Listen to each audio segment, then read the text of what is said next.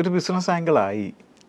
പണ്ടൊക്കെ കുറച്ചുകൂടെ ഒരു സിനിമ ആ ബന്ധങ്ങളുണ്ട് സിനിമയ്ക്കും അതിനകത്തും പാട്ടിനും സ്റ്റോറി. ഇപ്പം തന്നെ നമ്മൾ പാട്ടെന്നൊക്കെ പറഞ്ഞാൽ അങ്ങനെ ഓർത്തിരിക്കുമെന്ന് എനിക്ക് തോന്നുന്നില്ല. ഓരോ സിനിമയിൽ വരുന്ന പാട്ടുകളുണ്ടോ ഓർത്തിരിക്കുമില്ല, കുറവാണ്.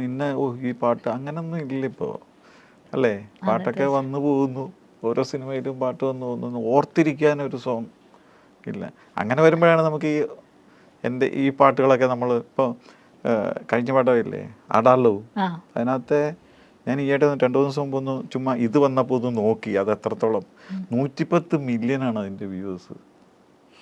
ഏത് മാണിക്യമലരായി പോയിരുന്നു 110 മില്യൺ എന്നൊക്കെ പറഞ്ഞു കഴിഞ്ഞാൽ അത് വന്ന് പാകിസ്ഥാൻ വരെയും വൈറലായി, അങ്ങനെ അങ്ങ് പോയി.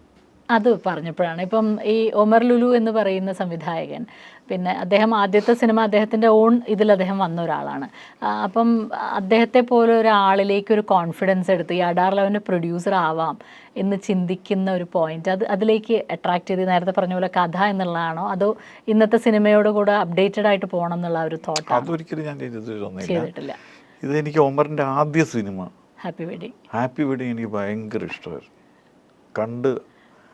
അപ്പോൾ എനിക്കിങ്ങനെ ഉടനെ തന്നെ ഡയറക്ടറെ ഫോൺ വിളിക്കുന്ന പരിപാടിയൊന്നും എനിക്ക് അന്നും ഇല്ല ഇന്നും ഇല്ല.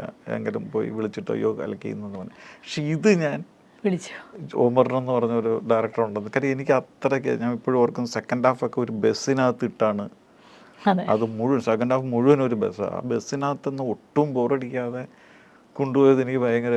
അപ്പോൾ ആളില്ല, പടത്തിന് ആളില്ല.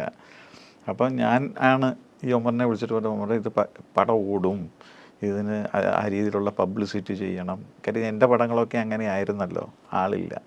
അപ്പോൾ അങ്ങനെ ഒരു ബൂസ്റ്റ് കൊടുത്തതാണ് ഒമറിന്. അങ്ങനെയാണ് ഒമറിനോടൊരു ഇത് വരാൻ കാര്യം.